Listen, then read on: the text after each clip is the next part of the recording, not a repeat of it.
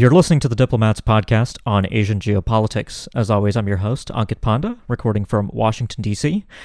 Delighted today to be joined again by Sebastian Strangio, the Diplomats Southeast Asia editor. Sebastian, welcome back to the show. How are you doing today? Good, Ankit. Good to speak to you again. Absolutely, Sebastian. I'm glad to have you back on today, since we'll turn gears a little bit on this episode and get back to COVID-19, the story that we certainly spent a lot of time covering in 2020. But, of course, as I think is very much apparent to Asians in particular, especially as things are changing here in the United States, the pandemic is still very much here. We did a recent podcast talking about the reaction, of course, in India after India's devastating second wave in May. Now in Southeast Asia, Indonesia is in the midst of a terrible wave of COVID-19 as well. Vaccination rates are slowly picking up, but certainly Southeast Asia is far from out of the COVID-19 storm. But Sebastian, today I thought we could talk a little bit about, of course, the geopolitical aspects of so-called vaccine diplomacy when it comes to COVID-19 in the region. You know, vaccines have had a place in diplomacy and geopolitics.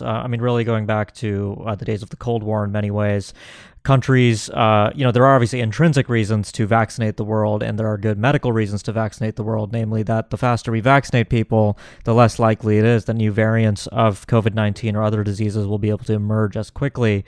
But of course, intrinsic motivators aren't often enough for political leaders, and there are certain external motivations at play. Countries see vaccines as a mean to sow the seeds on which they hope to potentially reap a return on investment in the form of prestige, soft power, goodwill, more directly speaking, a sort of indebtedness.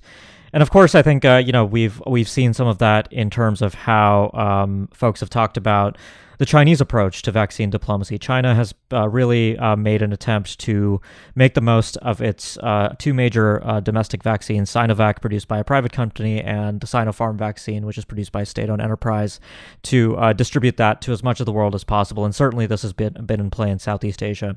But Sebastian, the timing of this podcast, of course, I think comes on the back of news last week that Malaysia was beginning to stop the administration of the Sinovac vaccine in the country, particularly amid mounting evidence that the Chinese vaccines have slightly more limited efficacy against the Delta variant, which is the main variant of concern right now. But before we sort of zoom out and talk a little bit more about Southeast Asia more broadly, walk us through a little bit about the situation in Malaysia. What are the conditions that really led to KL's decision, or Putrajay's decision to pull back on implementing Sinovac? Well, the short answer is the increasing evidence that these vaccines have limited efficacy against the Delta variant, as you said. I think it's quite clear, even though we don't quite know exactly how effective they are. There's increasing evidence that compared to the Pfizer or Moderna vaccines, the mRNA vaccines developed in the West, they're less effective. In Indonesia, for instance, medical workers who've been fully vaccinated with Sinovac, are still getting ill.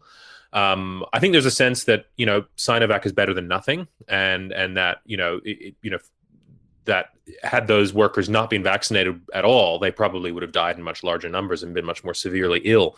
But still, this is sort of it's only logical for the Malaysian government, if it has access to Pfizer vaccines as it does, or as it will, to plan a phase out of the less effective of the two. I think that it's really just the government looking out for its own interests. Mm-hmm. So last year, Chinese President Xi Jinping proclaimed publicly that Chinese-made vaccines would become a quote global public good. This was sort of at the start of China's attempt at sort of sowing the seeds of vaccine diplomacy.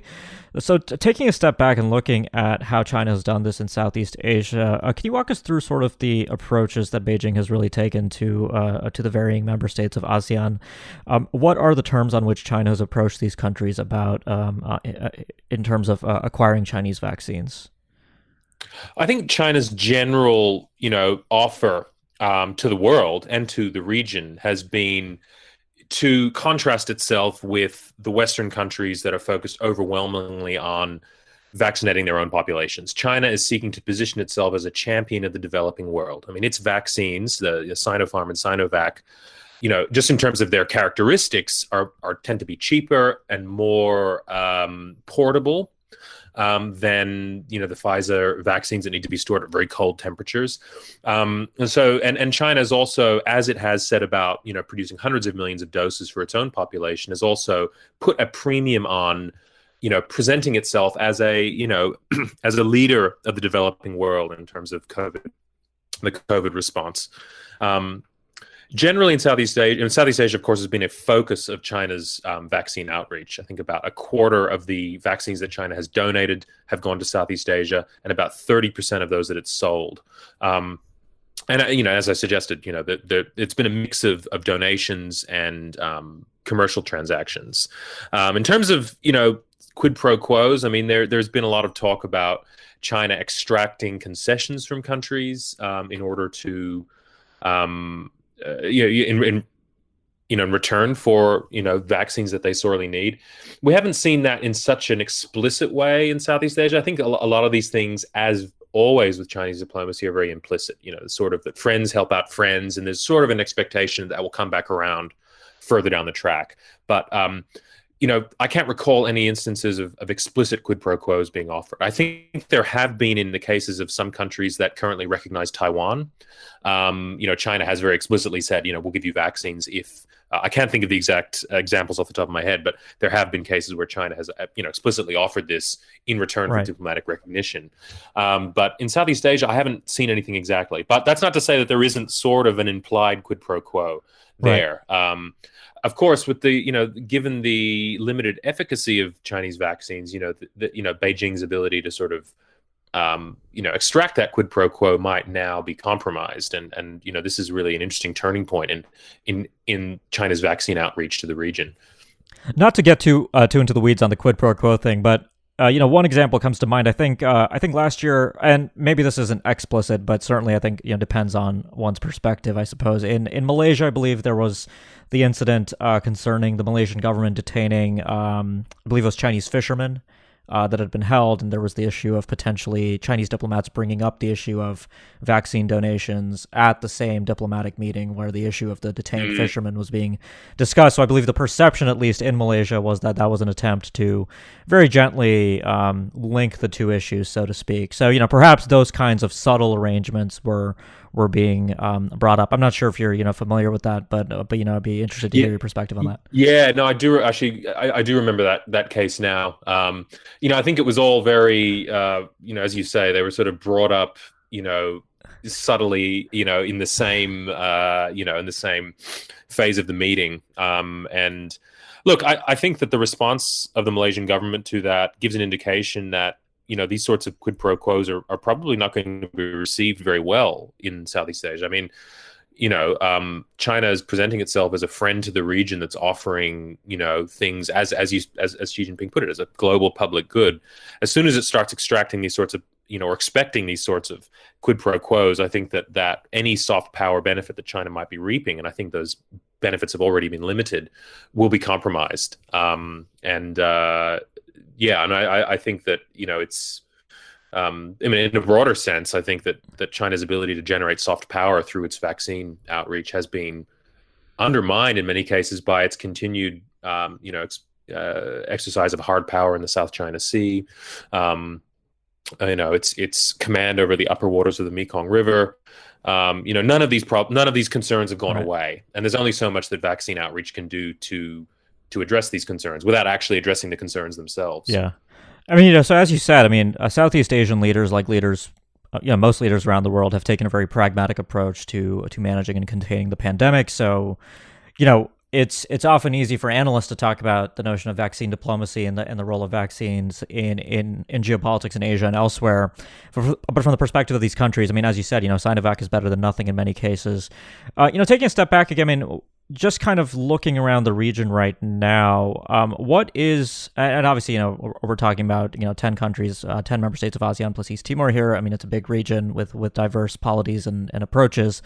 But in your sense, what is the what is the Southeast Asian exit strategy right now for COVID-19? And I know that's a very difficult question to take on head on, but I mean we see obviously a devastating surge in Indonesia, a divergent Mm. approaches around the region. Vietnam, which had once been very successful, now seeing more cases as well. When you look around Southeast Asia, what's your sense of how things are likely to play out with COVID-19? Well, it's another example of this remarkable phenomenon that the countries that were best in containing COVID have been the worst at rolling out vaccines, and Right. vice versa. It's I mean, in Southeast Asia, you obviously have countries that are, that have less money, so that they've naturally been sort of limited in how many vaccines they can acquire and how quickly. But you still see, a remarkably like lackadaisical attitude toward vaccine rollouts in places like Thailand and Malaysia, which of course have been compounded by political dysfunction of various varying degrees.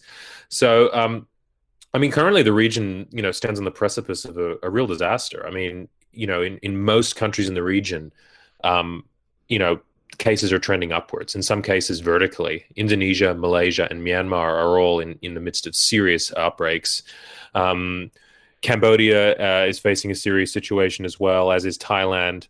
The Philippines seems to have got things relatively under control, but it's again given its large population, its slow vaccine rollout. I mean, another outbreak is only could happen at any moment. And the concerning thing in Southeast Asia is the low level of vaccination. I mean, Right. Singapore is right out in front. I can't remember the most recent figure, but we're talking about maybe half the population being fully vaccinated. Cambodia, interestingly enough, which, and an interesting sign in terms of Chinese vaccine outreach, is second in terms of the proportion of people vaccinated. I think it's sitting at around a quarter of the population now. But the region as a whole is still very far away from achieving widespread vaccine coverage. And, the amount of time that it takes for that to happen could lead to the emergence of the creation of new variants that could, many epidemiologists fear, be, resistant to all of the available vaccines. And so, I think that there's an indication that the COVID challenge in Southeast Asia is still very much at the beginning. I mean, we've only seen the beginnings of the economic impacts of the crisis as well, and I think that most of the region had banked on vaccines being the ladder out of the crisis. This is particularly the case in the case of Jokowi's Indonesia, that had never really handled the containment as well as some of its neighbors, put all of its chips in on vaccines, and now is facing the challenges posed by the limited efficacy of the Chinese vaccines, plus Right. the generally sluggish nature of the vaccine rollout especially into remote parts of the Indonesian archipelago. So, things are the region faces a pretty challenging second half of 2021, I think. No, yeah, I think sadly that's right on the money. And I mean, if there is a somewhat of a sliver of hope. I mean, the Biden administration, despite its early kind of insular approach to vaccination, focusing on American citizens, has now begun to turn its attention outwards. But of course, it's a big world. American priorities are divergent, so Southeast Asia doesn't seem to be at the top of the agenda right now. But perhaps that might change depending on the public health situation. I think, especially the situation in Indonesia, I know has gotten attention here in Washington. Mm. So we'll see how that develops. So Sebastian, before we close out the discussion today, though, I did want to ask you about the bottom line on this whole notion of vaccine diplomacy and the potential intersections with geopolitics. Southeast Asian countries don't tend to make sharp turns when it comes to either the U.S. or China. We see a relative degree of continuity. There's sort of no single issue that's largely likely to tip a single country's perspective. I mean, maybe it's actually domestic politics more than anything, and I think the case of the Philippines probably attests that the best under Duterte. Yeah. But I wanted to ask you, when it comes to vaccines, COVID-19, and China.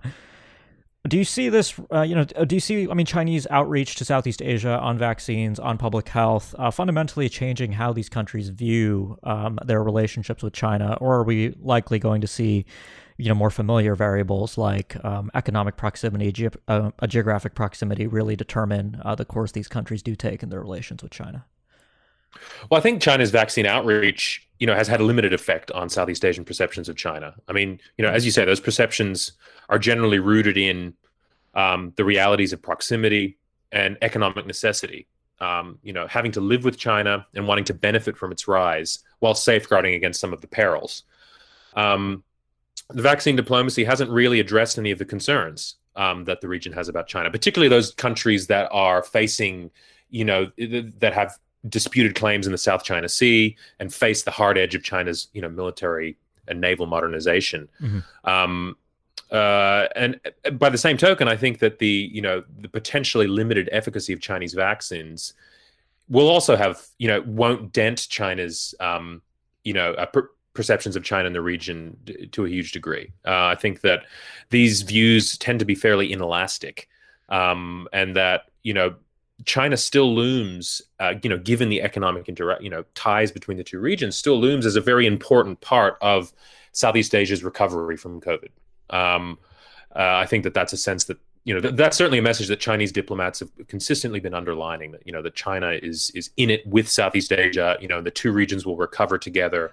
And I think that necessity will continue to underpin Southeast Asian responses to China in the years to come. I mean, of course, the fact that these Chinese vaccines have proven to be less efficacious than some of the, what competing Western vaccines will no doubt, dent Chinese prestige.